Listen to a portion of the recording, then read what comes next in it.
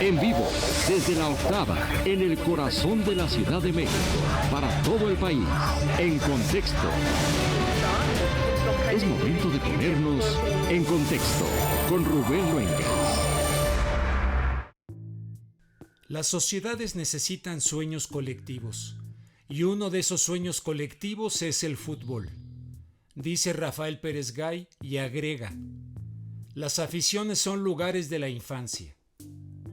Ante ese sueño colectivo, el Monumento al Ángel de la Independencia en la Ciudad de México ha sido lugar predilecto de encuentro para la celebración de logros deportivos. Pero también el Ángel es lugar de encuentro para la realización de marchas y manifestaciones por motivos políticos y sociales, como la del pasado domingo 13 de noviembre en contra del gobierno de Andrés Manuel López Obrador, aunque oficialmente para defender al Instituto Nacional Electoral, y la que se llevará a cabo este domingo, convocada por el propio presidente, y que según el mandatario podría ser la última manifestación política que él encabece. ¿Estaremos acaso en México ante una democracia entendida como religión política y el espíritu proselitista que pretende demostrar quién o quiénes logran aglutinar más feligresía en el espacio de sus respectivos templos? ¿Estaremos acaso ante el reduccionismo maniqueo de un pleito entre buenos y malos, o ante la expresión de una lucha de clases inducida en la que, a río revuelto, ganancia de pescadores? ¿Ustedes qué opinan? Mientras tanto, así empezamos en contexto.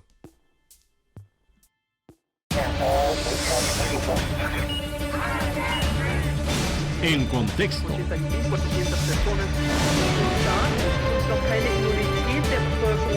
En contexto con Rubén Luengas. ¿Qué tal, estimados amigos? ¿Cómo están? Muy buenas noches. Bienvenidos a En Contexto, en este espacio de la octava, en el cual vamos a analizar y tener puntos de vista contrastantes con respecto a la marcha del día de mañana, domingo, convocada por el presidente de la República, Andrés Manuel López Obrador. Y también voy a tener desde la Argentina a un analista sobre el fenómeno de masas y poner en contexto este fenómeno de masas en cuanto al encuentro de la selección mexicana y la selección de Argentina en el contexto del Campeonato Mundial de Fútbol allá en Qatar, donde usted a estas alturas debe saber que están jugando fútbol sobre cadáveres y sobre sangre derramada de inmigrantes que construyeron estos estadios en un país que pues prácticamente Qatar ha quedado casi ya eliminado, y en un país que pues se dedican al negocio, y que la FIFA eligió este lugar estrictamente con sobornos y con corrupción, y eso no hay que olvidarlo en el contexto de las emociones futbolísticas. Pero mañana domingo 27 de noviembre justamente se va a realizar la marcha que, de acuerdo con el presidente de la República, Andrés Manuel López Obrador, es para celebrar 4 años de transformación en México. Voy con mi compañero Jesús Velázquez. En vagones, pasillos del metro, volantes en parabrisas, espectaculares en fachadas y puentes y hasta mensajes de WhatsApp, se ha hecho llegar la invitación a la ciudadanía para participar en la marcha convocada por el presidente Andrés Manuel López Obrador. La promoción provocó que grupos opositores denunciaran a través de redes sociales el uso de espacios y recursos públicos. Incluso algunos retiraron la propaganda, como el comediante Alex Marín, quien a través de su cuenta de Twitter calificó la propaganda como ilegal e indecente. Está invadido. Obviamente no va a acabar con esta propaganda ilegal que el presidente puso, pero es mi granito de arena. Me parece indecente.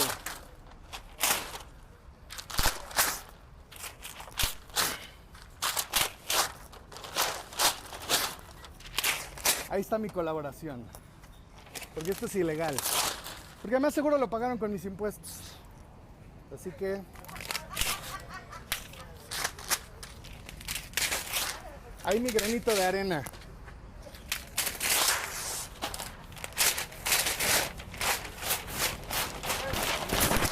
más. Otros criticaron el manejo de los recursos para la propaganda y no para medicamentos oncológicos. Quitando la propaganda de AMLO, no tienen medicamentos para niños con cáncer, pero sí para sasacarreos. Entre las denuncias se encuentra el uso de recurso humano del personal de la Secretaría del Bienestar, quienes forman parte de programas sociales. Otros usuarios de Twitter han denunciado ser obligados a colocar propaganda dentro y fuera de los pilares creados por la jefa de gobierno de la Ciudad de México. Integrantes de la Asociación de Comerciantes Fijos y Ambulantes Tianguistas del barrio de Tepito, Colonia Morelos, publicaron en redes sociales la convocatoria que señala es obligatoria y tendrá lista de asistencia. A pesar de haber sido ordenado el retiro de la publicidad por el director del metro, Guillermo Calderón, permanecen los anuncios en los vagones y pasillos, incluso en las taquillas del metro. Para la octava, Jesús Velázquez. Bueno, y para analizar esto, he invitado a personas que piensan distinto, tienen filiaciones políticas distintas. Pedro Miguel, escritor y articulista del diario La Jornada, y después, por separado, voy a tener al doctor José Antonio Crespo, historiador y analista político, para escuchar dos posturas distintas con respecto a la marcha del día de mañana. Pedro Miguel, buenas noches, te agradezco mucho que aceptaras la invitación de En Contexto. Querido Rubén, ¿cómo estás? Buenas noches. Muy buenas noches, Pedro. Pedro, es una venganza, dicen los opositores de el presidente Andrés Manuel López Obrador, una venganza por el éxito de la marcha del pasado 13 de noviembre, supuestamente para hablar del INE. ¿Qué opinas tú? ¿Cuál es tu perspectiva respecto a esta marcha de mañana? Y seguro vas a ir. Pues sí, ahí voy a estar. Y mira, tal vez sea una venganza, pero es una venganza mucho más amplia de lo que la oposición se imagina. Es una venganza contra el virreinato, es una venganza contra el porfiriato, es una venganza contra el autoritarismo priista de décadas y contra el corrupto y sangriento prianismo de las décadas recientes. Esto no es solo para celebrar, querido Rubén, 4 años de transformación nacional, sino para celebrar que se están cumpliendo postulados de Morelos, postulados de Juárez, postulados de Zapata, de Flores Magón, de Villa, de Madero. Esto es un festejo de la expropiación petrolera del 38, de la nacionalización de la industria eléctrica de 1960, de los movimientos ferrocarrileros, de médicos, magisteriales, del movimiento estudiantil del 68, de las gestas por transformar al país de manera pacífica que empiezan desde los años 70, desde el 79. En el 82 las izquierdas tienen sus primeras candidaturas presidenciales y participan en elecciones con registro.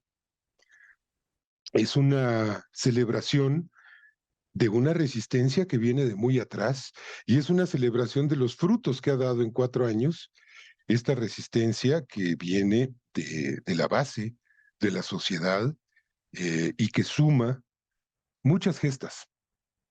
Y por supuesto que vamos a festejarlas y por supuesto que si lo vemos en una perspectiva histórica, pues es una venganza contra siglos de reacción que pues no nos habían dejado vivir, que nos expulsaron del país, que nos saquearon, que nos robaron tierras, propiedad pública. Pues sí, visto desde esa perspectiva es una venganza. Es una venganza histórica, es lo que nos estás diciendo, ¿no? Que va a unificar en la marcha del día de mañana, de acuerdo con lo que nos dices, una serie de procesos históricos, incluso contenidos en las transformaciones vividas por México y concentradas en la llamada cuarta transformación. Los críticos dicen, por ejemplo, Germán Martínez, el senador, lo escuchaba yo en el programa de Ciro Gómez Leiva, decir, bueno, será la marcha del emperador, otros el narcisismo del presidente. Otros le regatean a todo lo que me acabas de mencionar como que realmente sea una transformación de izquierda. Dicen el presidente no es de izquierda, es un conservador, en todo caso de centroizquierda. Dicen va a llevar ahí a Claudia Sheinbaum, aunque también va a ir Marcelo Ebrard, tengo entendido. ¿Cómo ves todas estas críticas? Y luego me gustaría profundizar en lo que personalmente a mí me preocupa, un país dividido, no sé si polarizado cuantitativamente de manera equilibrada, simétrica, pero ciertamente dividido. Pero primero, las críticas de la oposición, que las escucharemos más adelante con José Antonio Crespo. Mira, la oposición es muy torpe en su mirada de la historia y realmente cree que las transformaciones o las tragedias son responsabilidad principal de individuos. En la izquierda, por el contrario, tenemos claro que la historia la hacen los pueblos, no los individuos. Los pueblos escogen, construyen, fabrican, engendran dirigentes. Y Andrés Manuel es un dirigente engendrado por el pueblo. Es una pena que Martínez Cázares y que esta gente no haya leído un librito de Plejánov, que es un teórico del marxismo de principios del siglo XX, que hizo una aportación muy importante en algo que quedaba ambiguo y hueco en la teoría del marxismo, que se llama el papel del individuo en la historia. Y ahí explica cómo se articula la lucha de las masas con las dirigencias que tienen un nombre, que tienen un rostro, que tienen un apellido y que ejercen un liderazgo. Desde luego, el liderazgo de Andrés Manuel es en sí un hecho histórico muy importante que no había surgido, que no había tenido lugar en muchas décadas en México. Pero esto no se trata de Andrés Manuel, de veras, con razón no dan una, con razón políticamente no son capaces de entender lo que les está pasando, porque creen que su derrota histórica es obra de Andrés Manuel, y entonces se dedican a satanizar a Andrés Manuel, y es un ególatra, y es la celebración, es el tirano, ¿no? Es el tirano y el dictador en un país en el que el Poder Judicial hace lo que le da la gana, el Legislativo otro tanto, los opinadores insultan al presidente todos los días. Hombre, bueno, pero fíjate, hay una falta de entendimiento allí de que este individuo encarna los anhelos, los deseos, las exasperaciones y las esperanzas de la parte mayoritaria de la población, les guste o no, y que la parte mayoritaria de la población es la que ha impulsado un proyecto histórico, un proyecto de nación distinto al proyecto en el que ellos medraron, engordaron, se nutrieron, se enriquecieron, cobraron moches, etcétera. Entonces, bueno, pues no están entendiendo nada, ¿no? Pues no es una celebración de un ego, no es un festejo de una persona, es un festejo de una causa, que te digo, empieza, si mucho me apuras, antes de que naciera López Obrador, que es la causa de la emancipación del pueblo de México, es la causa de la soberanía, es la causa de la justicia social, es la causa de la recuperación del agro, es la causa de la libertad sindical, es la causa de la justicia social, de la educación, de la salud, etcétera. Bueno, que sigan sin entenderlo. Y lo otro que me decías, ¿qué era? Lo otro que te decía era algo que personalmente me preocupa a mí, es el encono. La división. La división. La división. Es decir, yo entiendo perfectamente y siempre me he sentido muy mal con eso, con respecto a una determinada clase social mexicana, no toda, pero muchos de la clase alta mexicana o media alta, que toman una actitud, por ejemplo, el tema del indigenismo, siempre y cuando sea como folclor, como presumir algo como folclórico de México, pero no realmente viendo como seres humanos a mucha gente o buscando la justicia social en un país donde gente de la clase alta se ha beneficiado de la injusticia y que realmente ven con un profundo desprecio a la mayoría del pueblo mexicano. Eso es absolutamente cierto. Lo vi en el 2006 de manera muy clara, Pedro, con mucho dolor, todo aquello de los nacos, esto, el otro, todo aquello. Sin embargo, no todas las personas que ahora no aceptan este gobierno de la clase X, incluso de la clase media, no todas las personas son así y quisieran que el presidente fuera un estadista que convocara dentro de las diferencias, que convocara a una esencia de unidad en México que nos permita no tener un ambiente así como de guerra civil, sin armas. Bueno, mira, tú has sido muy claro. A ti te preocupa este ambiente de polarización desde 2006, dices. No, desde Creo que antes, pero viene en de el antes. 2006, De antes. que fue cuando irrumpió estas candidaturas de López Obrador y de Calderón, como que se exacerbó mucho en una competencia electoral, ¿no? A eso me refiero. Mira, yo creo que la polarización siempre ha estado allí. ¿En qué año Emilio Azcárraga, el Tigre, hacía televisión para jodidos? Ujú. Sí, sí, sí. Mucho antes de 2006, ¿no? La visión clasista, aristocratizante, de las clases altas y el despiste de las clases medias siempre ha estado allí, ¿eh? Siempre ha estado allí. Es decir, en efecto, Salinas es el gran seductor eh, de las clases medias. eh, y esa seducción implica una polarización antipopular, porque es una polarización que va en contra de quiénes, de los nacos, de los jodidos, de la raza, de la prole, de la masa. Salte de la masa, salte de ahí, no tienes nada que hacer ahí, supérate, ingresa a las personas de bien, a las personas honorables. Eso ha sido consustancial al régimen neoliberal. Porque el priismo anterior al neoliberalismo, a su manera exaltaba al pueblo, de una manera muy demagógica, pero lo exaltaba. Esto se acaba con De la Madrid, Salinas, etcétera, y se da lugar a una neoaristocracia. La polarización, si vamos más para atrás, hombre, pues qué momento más polarizado que la Revolución Mexicana, que a su vez es antecedida de la polarización porfirista, en la que el 80% de la población recibía trato de esclavo. Bueno, la clase media, hay una clase media que, por así decirlo, que de buena fe desconfía o se ha apartado o se ha desencantado del proyecto de la Cuarta Transformación. Sí, esto ocurre, querido Rubén, sectores académicos, trabajadores de la cultura, científicos, investigadores, etcétera. Y es que fíjate que hay estratos que no se han dado cuenta hasta la fecha de que eran privilegiados. Te voy a poner un ejemplo muy simple. Los que viajaban a congresos en el extranjero, les sirviera o no al país. Esos viajes a congresos al extranjero fueron severamente restringidos cuando se realizan con fondos públicos.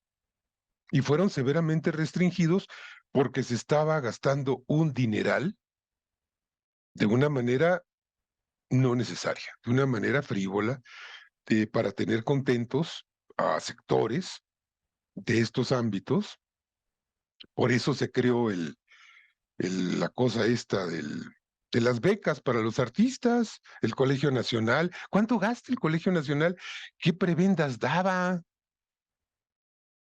Hombre, salarios de más de 100,000 pesos por no hacer nada, por ser quien eres, por llamarte como te llamas. Pues esa gente está muy a disgusto, pues esa gente ya no puede andar viajando por el mundo. Mira, amigos míos muy queridos me han reprochado y me han dicho, oye, se está cometiendo una grave injusticia, porque yo no he visto mis ingresos mejorados en estos 4 años, porque me han quitado beneficios que tenía, y les digo, bueno, a ver, ¿y de cuánto son tus ingresos? No, hombre, pues algo muy modesto, 40, 50,000 pesos mensuales. Y te lo dicen sin entender que son privilegiados. Te lo dicen sin entender que el salario promedio es de 13,000 pesos y que ellos están arriba del triple de eso. Hay una falta de entendimiento y desde luego mucha de esa gente pensó que con la llegada de López Obrador al poder se iba a seguir con esta seducción cortesana a sectores de la población que pues la verdad es que no hay ni recursos ni razones para esa seducción cortesana. Yo creo que mucha de esta gente leyó mal y leyó que lo que Andrés Manuel estaba proponiendo era por el bien de todos primero la clase media. Y no, no era así. Era por el bien de todos primero los pobres. Te pongo otro ejemplo muy simple. Hace unos meses me llega una solicitud muy respetuosa y en apariencia muy razonable de la comunidad dancística de México, en la que expone problemas.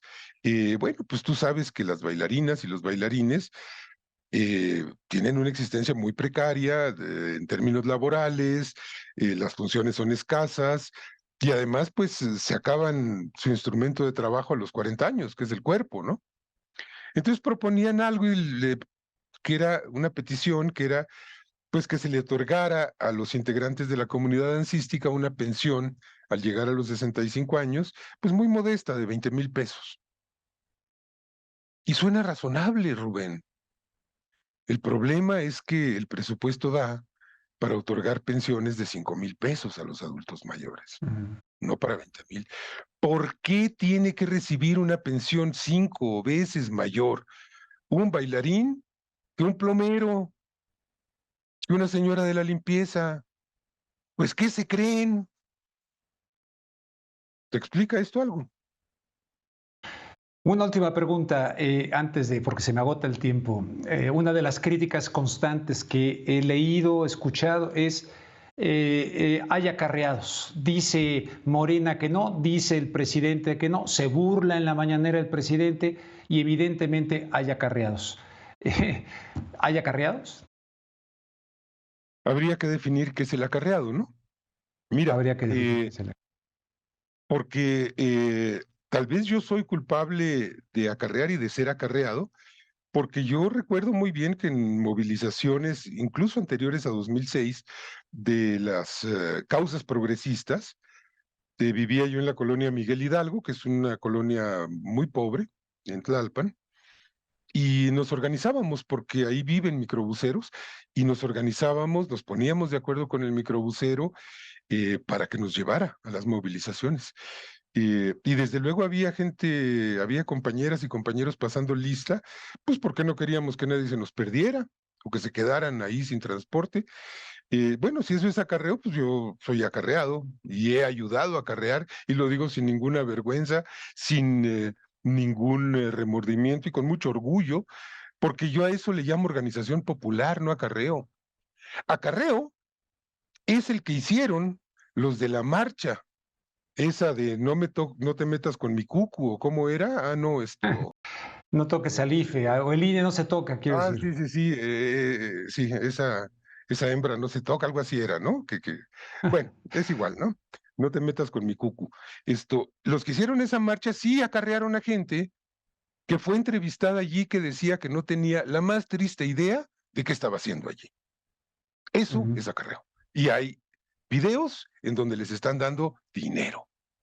Que nosotros le demos a nuestros propios compañeros un refresco o una merienda, pues no me parece nada malo, porque esos compañeros sí saben a qué van. Y se va a poder ver el 27.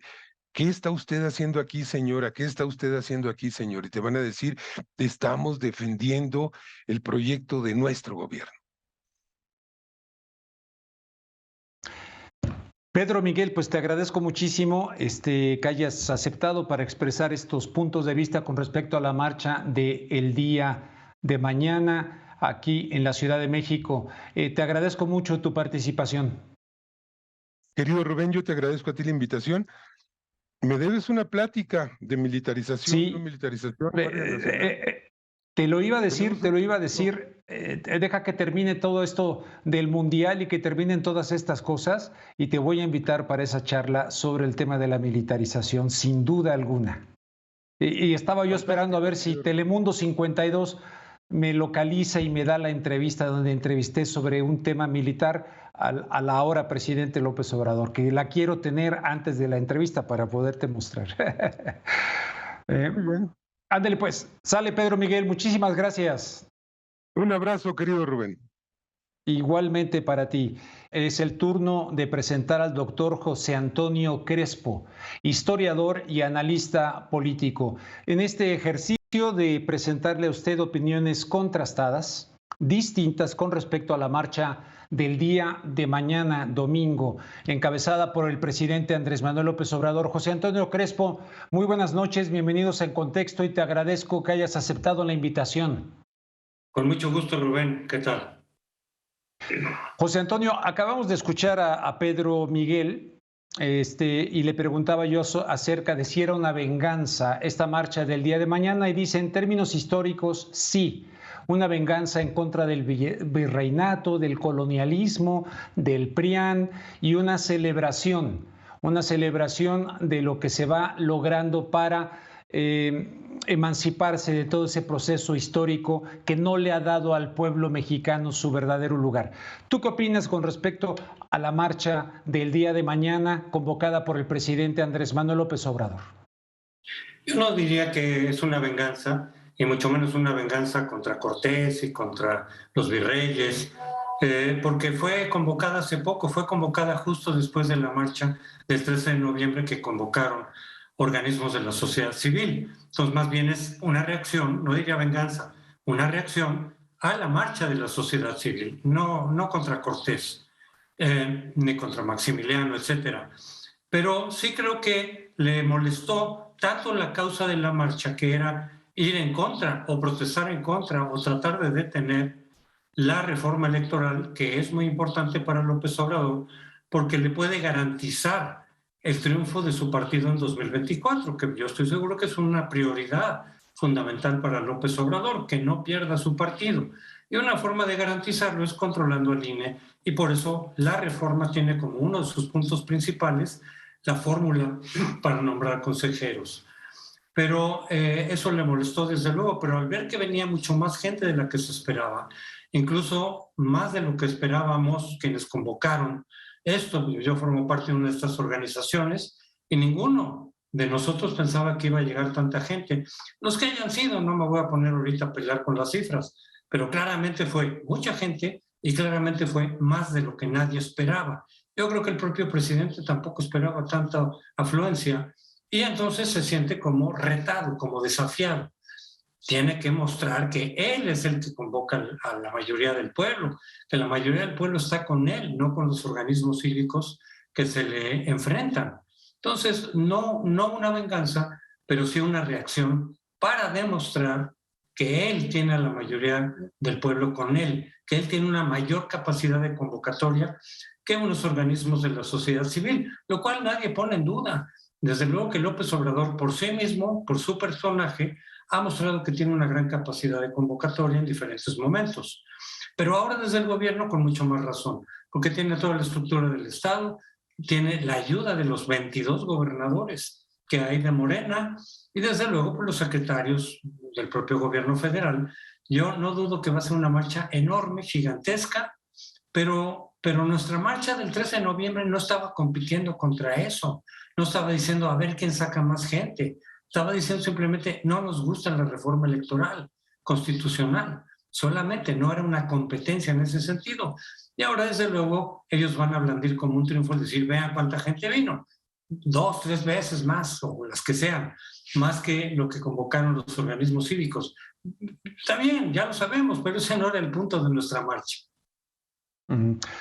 José Antonio, yo tengo la percepción de que la marcha del pasado 13 de noviembre, en la que vimos ahí a Vicente Fox, a la maestra Elba Ester, en fin, personajes así de la vida pública, política de México, aglutinados en esta alianza que vamos a ver qué ocurre, opositora, de repente me da la impresión que no han tenido reflejos para conquistar mentes y almas del pueblo mexicano de cara a las siguientes elecciones, cierta vacuidad cierto vacío de mensaje por el cual mucha gente, incluidos periodistas como López Dóriga, en fin, dicen va a ganar Morena.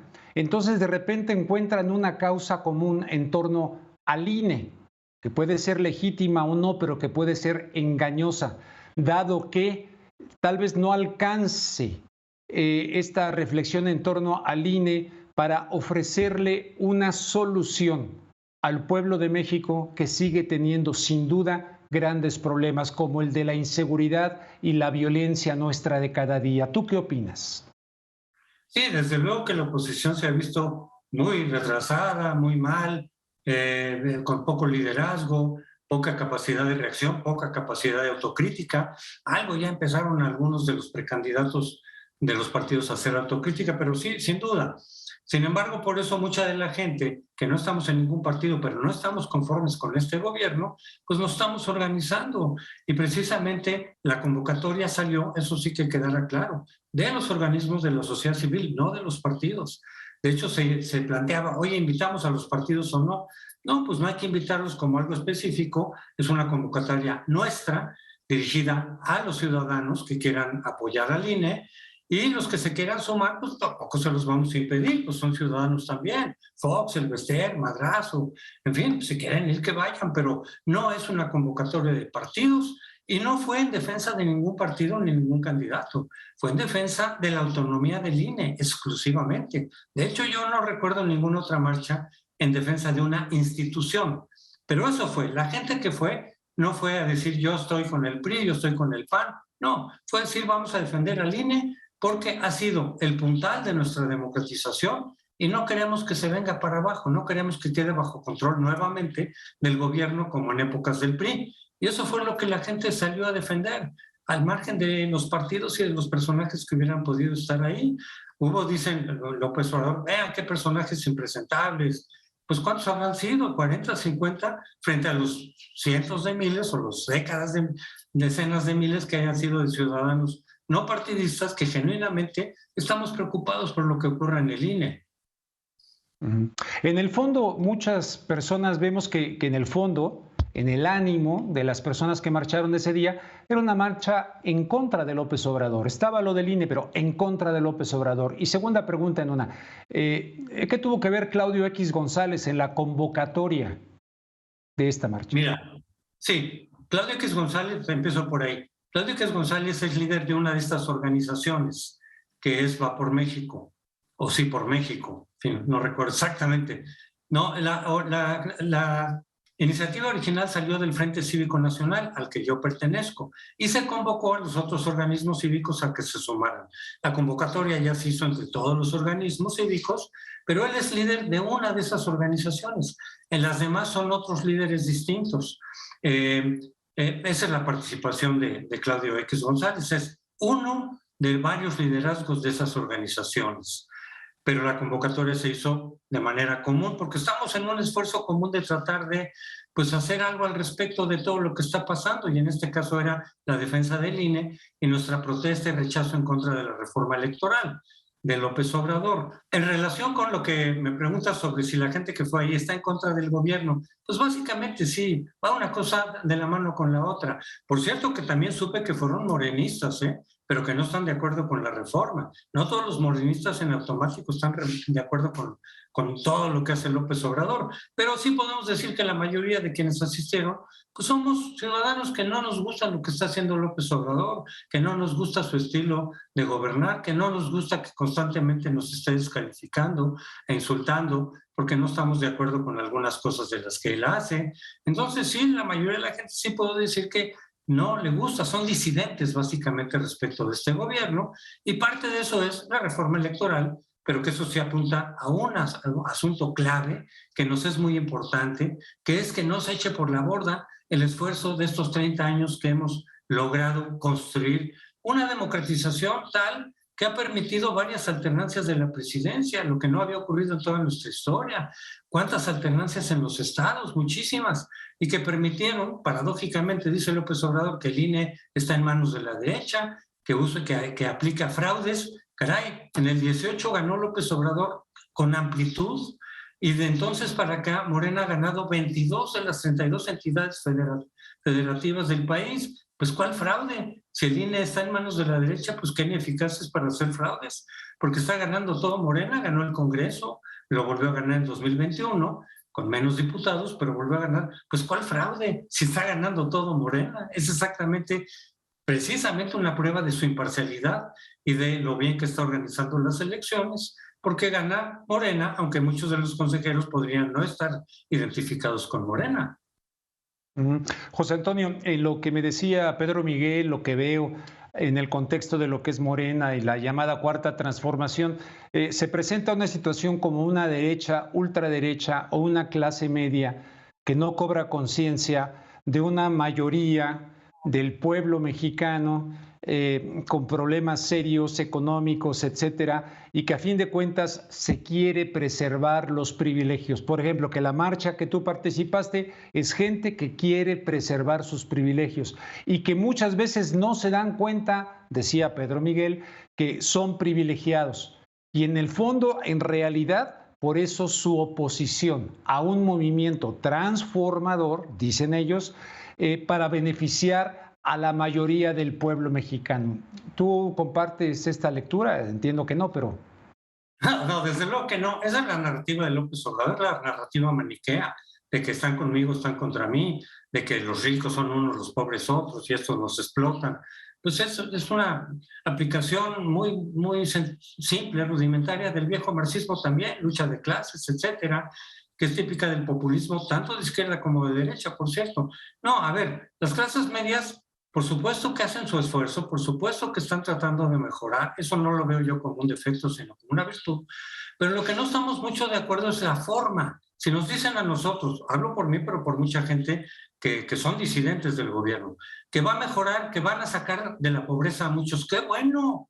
Claro que no queremos que haya pobreza, ojalá que se igualara el país en términos de distribución del ingreso. Entonces, ¿por qué estamos en contra? No creemos que sus métodos sean los adecuados. Y tan es así que ahorita ya hay más pobres que los que habían antes en 2018. Y tampoco estuviéramos de acuerdo en todo lo que hacían los gobiernos neoliberales.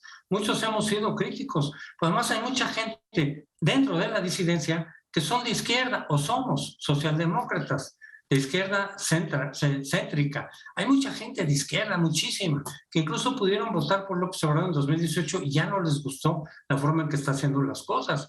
Pero los objetivos yo los comparto. Más crecimiento económico, claro. Mayor justicia social, claro. Salud de Noruega, si se puede, pues claro. Pero lo que le criticamos, nuestra crítica es técnica, no es ideológica.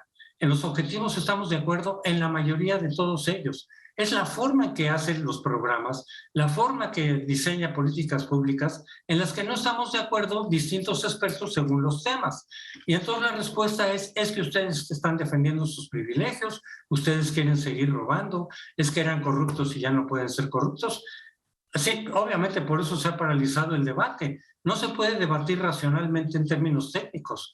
Te la convierten automáticamente en un discurso ideológico que no se corresponde con lo que tenemos los disidentes y los críticos.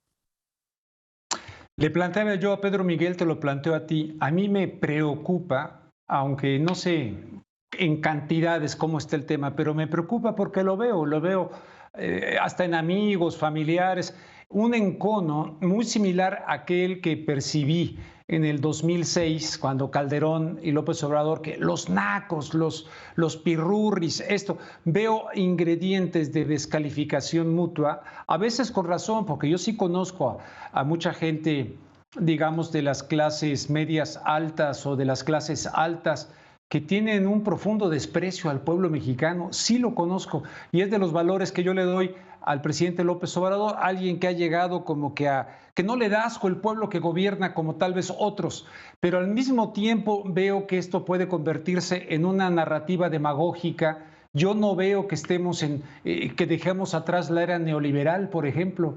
No veo un gobierno de izquierda propiamente dicho.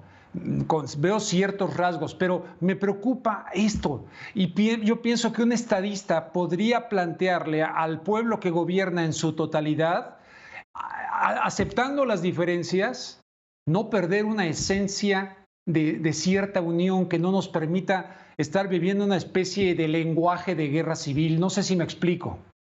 Sí, desde luego que sí. Mira, obviamente sí hay racismo y clasismo, es una herencia de la colonia, del virreinato, por supuesto, pero varias cosas. En primer lugar, no creo que la forma de solucionarlo y de enfrentarlo sea alimentando el encono entre clases sociales y entre razas, o morenos y claros, que eso es lo que se ha estado haciendo. Vean, esos los discriminan y tal. No, hay que tener el problema, pero hay que buscar la forma de solucionarlo, no de seguirlo alimentando.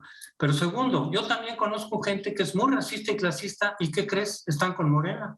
Muchas de las personas más racistas que conozco están con Morena. Y en cambio conozco mucha gente que pudo haber sido o puede ser víctima de discriminación social o racial que no están con Morena, que no les gusta este gobierno. O sea, las cosas no son en blanco y negro, son mucho más complicadas, hay muchos puntos intermedios. Pero la otra cosa es la polarización, por supuesto. Yo la siento incluso mayor que en el 2006, porque el 2006 fue en el momento de la elección, pero luego ya fue bajando.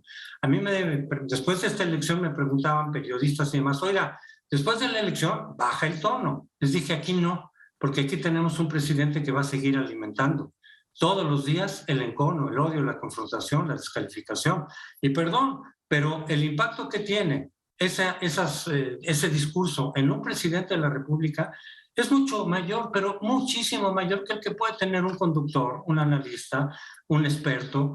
Pues si desde la presidencia tú fomentas la conciliación, la tolerancia, la negociación y el diálogo, va a bajar los ánimos. Si todos los días estás descalificando, insultando y calumniando a personajes con nombre y apellido, a sectores sociales, a veces son los médicos, los abogados, los científicos, los académicos, las mujeres feministas, los padres de niños con cáncer que están planeando un golpe de Estado, pues claro que generas un encono permanente e incluso creciente. Yo siento que conforme pasa el tiempo, esa polarización es mayor y el desentendimiento entre una parte y la otra, un diálogo de sordos, y se va a intensificar todavía más, ya lo estamos viendo ahora, de aquí al 2024, porque justamente en la elección lo que está en juego es muchísimo.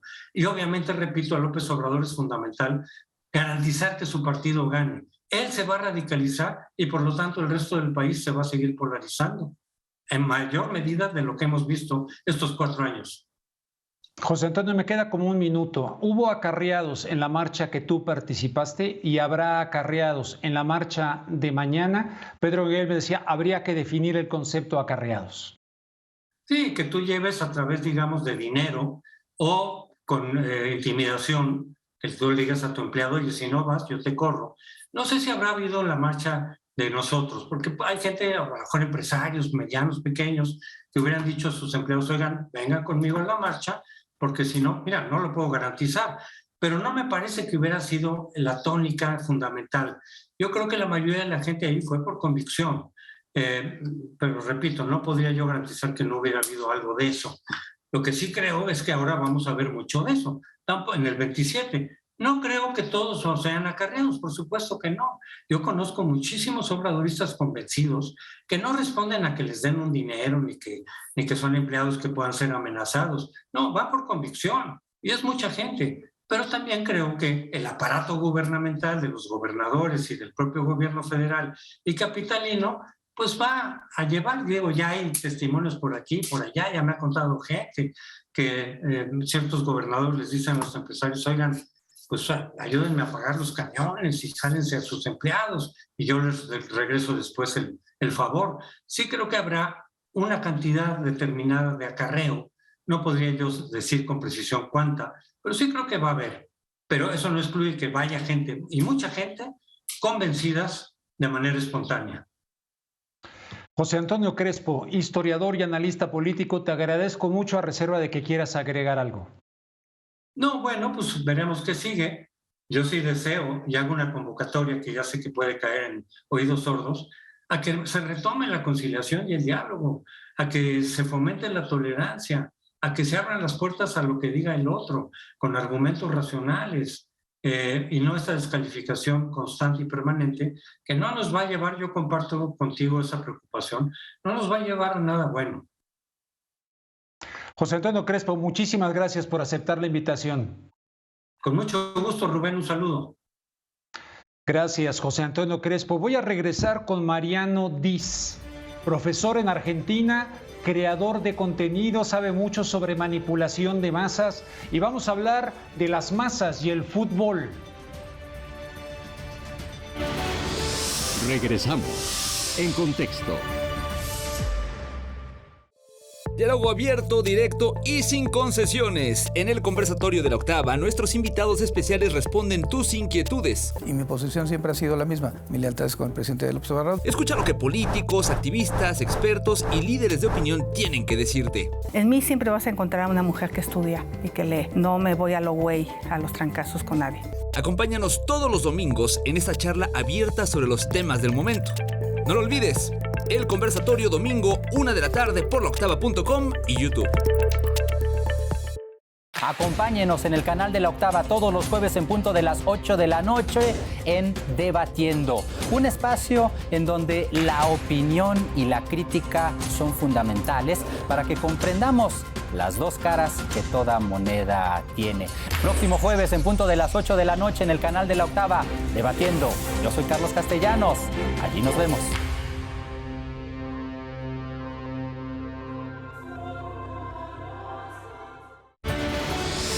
Continuamos en contexto.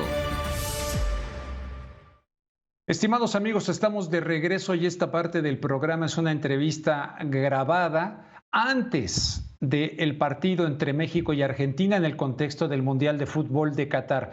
He invitado a Mariano Diz, profesor en psicología en Argentina, creador de contenido, para hablar no estrictamente de fútbol, sino del fenómeno de masas y en torno al fútbol. Mariano, te agradezco mucho que hayas aceptado la invitación y te mando un fuerte abrazo hasta Buenos Aires, Argentina. ¿Qué tal? Igualmente, muchas gracias Rubén por la invitación y a toda la gente que trabaja con vos. Primero que nada, ¿te gusta el fútbol? Un poco sí, bastante, te podría decir bastante, no soy fanático, pero sí, algo me gusta, ¿cierto? Bueno, afortunadamente no sabemos cómo fue el juego, aunque de manera previa, pues yo intuyo que Argentina ha de haber salido así, pero con la espada desenvainada, porque es una especie de final. Pero más allá de lo que pasa en una cancha de fútbol, ¿qué opinas del fenómeno de fanatismo? Decía un escritor mexicano, lo dije en la introducción del programa, que las sociedades necesitan sueños colectivos y que a través del fútbol se da un sueño requerido por la sociedad. ¿Cómo lo ves tú psicológicamente hablando? Sí, es muy cierto. Hay un fenómeno que está más allá de lo que es la técnica, ¿no?, propia de los jugadores, de las selecciones, de las dinámicas que ellos tienen, sino que está el fenómeno del fanático, ¿no? No sé cómo lo llamarán ahí, acá lo llamamos los hinchas, ¿no?, los fanáticos, los que están en la tribuna apoyando a la selección. Acá les decimos aficionados, ¿no? O la porra. Aficionados. Ahí va, Sí. aficionados. Sí.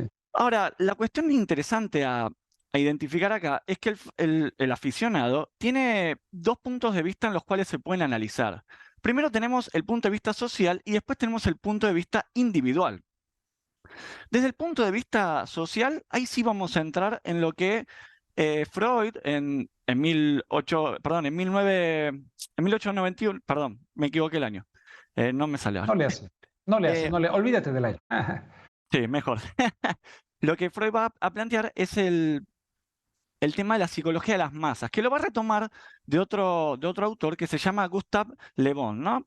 En el cual el fenómeno que nosotros podemos ver dentro de los aficionados es que hay ciertos sentimientos que comparten entre muchos, ¿no? Por ejemplo, estos sentimientos modifican efectivamente al sujeto, es decir, a cada uno de los aficionados. Pero ¿qué pasa? Al modificarlos, le quita lo que sería llamado lo particular y lo lleva a lo colectivo. Ahora, ¿cuáles son estos sentimientos que podríamos ver dentro de los aficionados? Bueno, en principio podemos ver lo que se llama sentimientos de poder de invencibilidad. ¿Qué quiere decir la invencibilidad? Es decir, esto de creerse invencibles en el conjunto. ¿Y dónde lo podemos ver? Bueno, lo vemos cuando tenemos algún fenómeno en los cuales algunos de los aficionados se aglomeran, hacen un grupo enorme y terminan haciendo destrozos, terminan yendo contra otros aficionados de otros, en este caso otras selecciones, ¿no? De otros países, o bien dentro del fenómeno fútbol, dentro de cada uno de los países. Dentro de este sentimiento de invencibilidad, lo que se ve también es el rasgo pasional, lo pasional y lo impulsivo, ¿no? Un término que Freud va a utilizar demasiado, lo impulsivo. ¿Cuánto de aquello que nosotros tenemos que nos impulsa a hacer lo que hacemos? Que por otro lado tenemos dentro de nuestra estructura psíquica, tenemos lo que Freud llama el super yo, que nos priva un poco de hacer esto, ¿no? Nos dicen, bueno, esto no lo hagas. Sí, hace esto y esto no lo hagas. Bueno, dentro de la masa, eso se empieza a diluir un poco y encontramos esta impulsividad al extremo. Y una de las cosas que me llama a mí principalmente la atención, me parece que es una clave en el análisis de la psicología de masas, es lo que Freud va a llamar la inhibición de la inteligencia. Dentro del grupo, el individuo va a tener la inteligencia inhibida. Ahora, ¿qué quiere decir la inteligencia inhibida? Por favor, que no se entienda mal, porque la idea no es que aquel que sabe se olvida de todo lo que sabe. No pasa por ahí, sino que lo vemos en términos de otro autor que se llamaba Piaget, que hablaba de adaptación. La inteligencia como adaptación dinámica. Es decir, nosotros tenemos una realidad que se nos va imponiendo todo el tiempo y tenemos mayor capacidad de adaptarnos a lo que nos está sucediendo a nosotros. Cosa que cuando estamos dentro de una masa, en este caso de unos aficionados, de alguna hinchada de un país, lo que podemos ver es justamente un acontecimiento lamentablemente que sucedió en estos días, que por lo menos acá a Argentina llegó la noticia que fue un enfrentamiento a golpes entre aficionados de Argentina y aficionados de México, justo, precisamente los dos países, ¿no? No sé si ahí habrá llegado, acá nos llegó la noticia, pero sí, no sí, tengo también detalles. Sí, hasta te la iba a preguntar y de hecho no sé qué dijeron los argentinos, pero en el video que yo vi, mexicanos inclusive insultando de una manera muy peyorativa, muy ofensiva a Messi. Y Messi, ¿qué culpa tenía ahí, no? O sea, sí. Exactamente. Y ahí, acá nos llegó exactamente la misma noticia, sé que terminó lamentablemente con caras partidas, ¿no? Con desagradables consecuencias, pero efectivamente tenemos que ver esto de la inhibición de la inteligencia como la no posibilidad de ver la adaptación a la realidad dinámica. Es decir, si vos tenés a alguien adelante que te va a venir a arremeter a las piñas, a los golpes, tenés que pensar, cosa que vos harías si estás solo. Si vos estás solo, puede ser que hagas cosas que dentro de la masa no lo hagas, ¿no? Entonces, dentro de esta masa también hay un acontecimiento que se llama pérdida de la responsabilidad. Es decir, la culpa, ¿no? La responsabilidad de todo lo que sucede va a ser de la masa y no de un individuo en particular, ¿no? Entonces, ahí es donde vemos que arremeten contra todo lo que se les ocurra, haciendo destrozos en la sociedad misma, ¿no? En los lugares donde están o mismo con otras personas. Ahora, este punto clave lo vemos desde lo social, pero no podemos dejar de lado, mismo del psicoanálisis, la individualidad. Porque si bien la individualidad se ve trastocada por la masa que empuja a que la gente forme parte y haga lo que haga, lo que tenemos que ver es qué sucede dentro de cada individuo, porque lo que dijimos recién son las cosas que pasan a rasgos generales dentro de la masa en los individuos. Pero dentro del individuo, lo que se puede encontrar es algo que habló otro autor de la psicología que se llama Erich Fromm, quizás lo conozcan, es un psicoanalista posterior a Sí, vivió Freud. aquí en México, Erich Fromm, en un tiempo, sí, en la calle de Odontología, aquí estuvo en México, sí. Bueno, autor Erich Fromm, de El miedo a la libertad, El arte de amar, en fin. exactamente, y justo ese primer libro que nombraste es el que a mí me sirve acá para valerme para explicar esto de la individualidad, ¿no? El miedo a la libertad. El miedo a la libertad. ¿Por qué el miedo a la libertad? Porque si bien Fromm hace un desglose fenomenal del libro, yo voy a agarrar solamente un fragmentito, ¿no? Cuando dice que si uno es libre de hacer, ¿no? Vos podés ser libre de hacer o libre de algo o de alguien. Acá vos sos libre de hacer. Pero cuando vos estás en un grupo de gente, en una masa, como la llamaría Freud, Si vos sos un libre pensador, por así decirlo, a vos te corre el riesgo, en el menor de los casos, que te aíslen. Es decir, vos tenés un grupo y a vos te van a aislar por pensar completamente diferente. En el menor de los casos, en el caso más leve, hay casos mucho más comprometidos, ¿no? En el caso de pensar diferente. Pero si nosotros lo pensamos mínimamente, en el caso de aislarnos, lo que va a utilizar el sujeto es un mecanismo que se llama mecanismo de evasión, ¿sí? En el libro está muy bien explicado lo que es el mecanismo de evasión, pero como la palabra lo dice, el mecanismo de evasión quiere decir hacerse a un costado, ¿no? Evitar alguna cuestión. Y para evitar esta cuestión, el sujeto en cuestión, justamente, lo que va a hacer es transformarse. ¿Transformarse de qué manera? De la que dijimos antes, formando parte de lo que la masa dice que hay que hacer, que no lo dice explícitamente, ¿no? Sino que implícitamente dentro del movimiento que nos lleva, que nos arrastra a lo que se está haciendo, la persona que está dentro se deja transformar. ¿Para qué? Para formar parte, pues si forma parte no va a estar aislado. Y ahora, lo único que sí, como para cerrar un poco la idea, en este momento en el que el sujeto se transforma, lo que sí va a perder temporalmente va a ser su personalidad. La personalidad del sujeto se va a perder temporalmente. Luego, cuando se salga de la masa, tranquilamente va a volver a sus funciones normales, ¿no? Las que hace habitualmente, normales entre comillas. Y ahora, cuando pierde... no, perdón. No, adelante. No, lo único que te iba a decir, no, que cuando pierde esta personalidad, lo único que quiere decir es que deja de ser él mismo. Es decir, va a hacer las cosas que no haría cuando está solo. ¿Cómo? Bueno, fundiéndose en el ente colectivo que estaría en la masa. Muy, muy interesante lo que estás diciendo y citando también al gran Erich Fromm, que tiene otro libro que a mí me encanta, maravilloso, que es La Revolución de la Esperanza, que nos advirtió mucho de lo que nos está pasando. Ahora, Mariano, ¿por qué hay gente que ya en lo individual o ante fenómenos de esta naturaleza llegan al grado extremo hasta del suicidio, como en el Maracanazo? Hubo brasileños que se suicidaron. O sea, ¿qué tiene que existir en la psicología de un ser humano para que en la derrota de un partido, de un juego de fútbol, se llegue al grado de atentar contra la propia vida?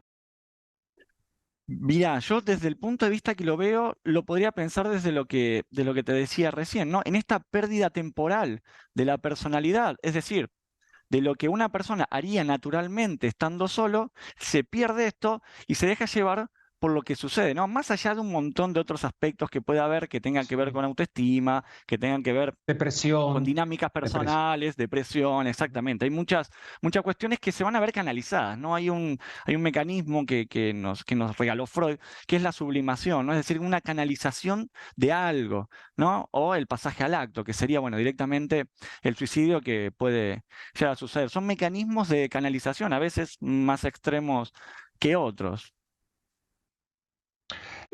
Mariano, desde el punto de vista del papel de los medios de comunicación en exacerbar esto, todo el mundo comercial, por ejemplo, esto de Qatar, bueno, sabemos que hasta sobornos hubo, ¿no? Que se privilegió el negocio, el dinero, pero está el aspecto nacionalista, las banderas, Argentina, México, está ese sentido de identidad.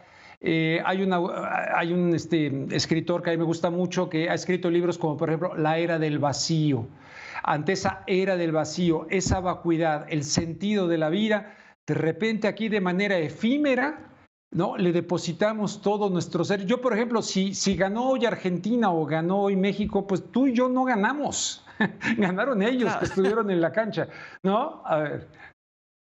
Exactamente, esto que llamás de la vacuidad, de hecho hay esto del vacío, hay un autor que se llama Viktor Frankl, que estuvo encerrado en un campo de concentración y él escribió un libro que, si mal no recuerdo el nombre, era El sentido de la vida, ¿no? O El hombre en busca del sentido. El hombre en busca del sentido, sí. El hombre en busca del sentido, ¿no? Y es un poco eso, a veces dentro de los contextos, porque acá no podemos olvidarnos que nosotros vivimos en una sociedad dentro de un mundo en donde tiene ciertas relaciones. Lo que no podemos evitar pensar es que al final de cuentas todas las cuestiones esas que están pasando nos van a afectar a nosotros. Y al afectarnos quizás podemos perder el sentido, ¿no? El sentido quiere decir como el horizonte en donde nosotros, la línea directriz para nosotros dirigirnos. Y quizás ahí en este efecto mundialista, ¿no? En este mundial podemos encontrar algo que nos haga por lo menos tener un sentido, al menos temporal. Pero bueno, yo creo que se está viviendo una situación global de un desamparo, ¿no? De un desahucio total de un montón de cuestiones económicas, sociales, políticas, sanitarias brutales, que nos afectan. Y justamente hoy tenemos esto, ¿no? Tenemos el Mundial, que a veces también puede servir para, como mecanismo de evasión que decía Fromm, ¿no?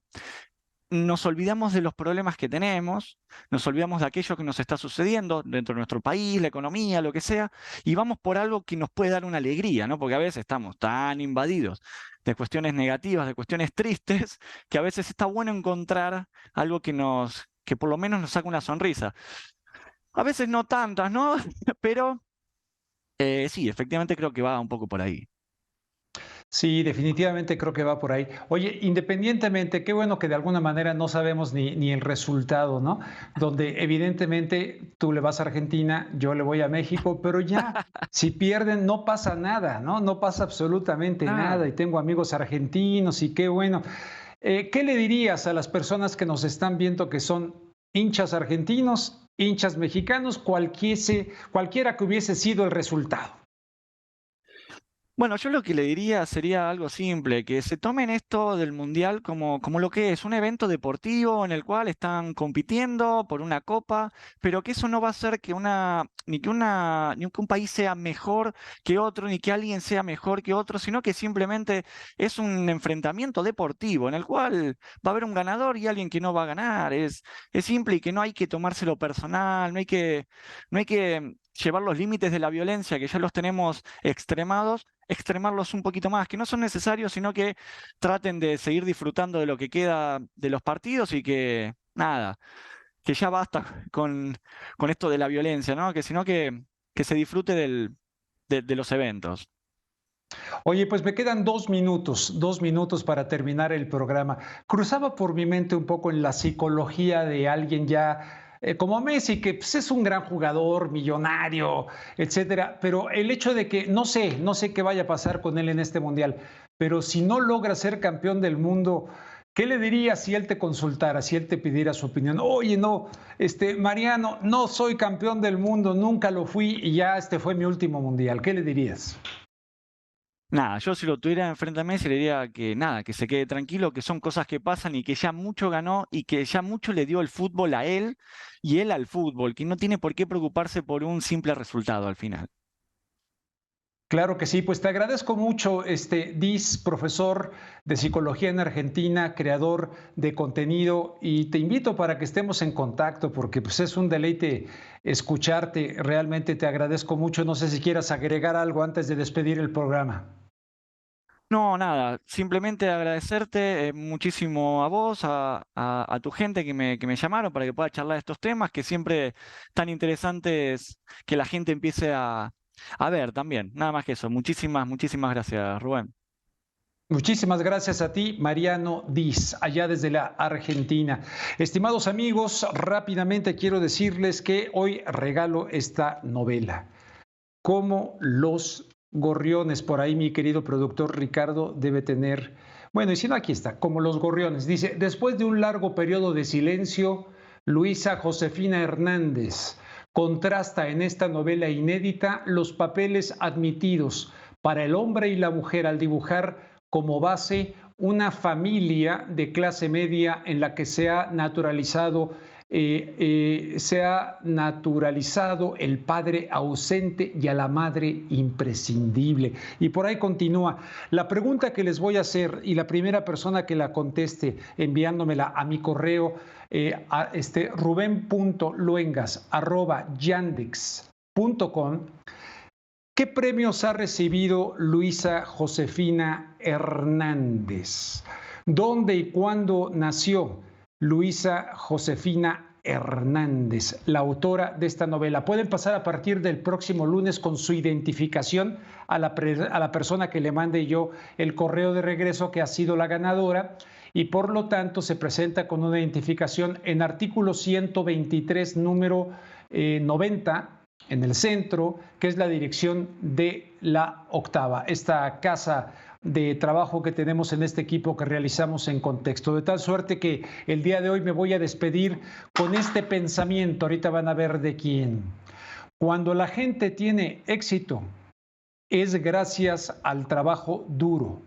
La suerte no tiene nada que ver con el éxito. La frase es de Diego Armando Maradona, quien en la cancha fue sin duda pues un extraordinario jugador. Estimados amigos, muchas gracias. Les espero el próximo sábado, 8:30 de la noche, si ustedes así lo deciden, en Contexto, en este espacio de la Octava.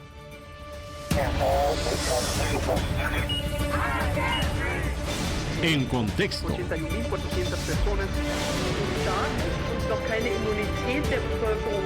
En Contexto con Rubén Luengas.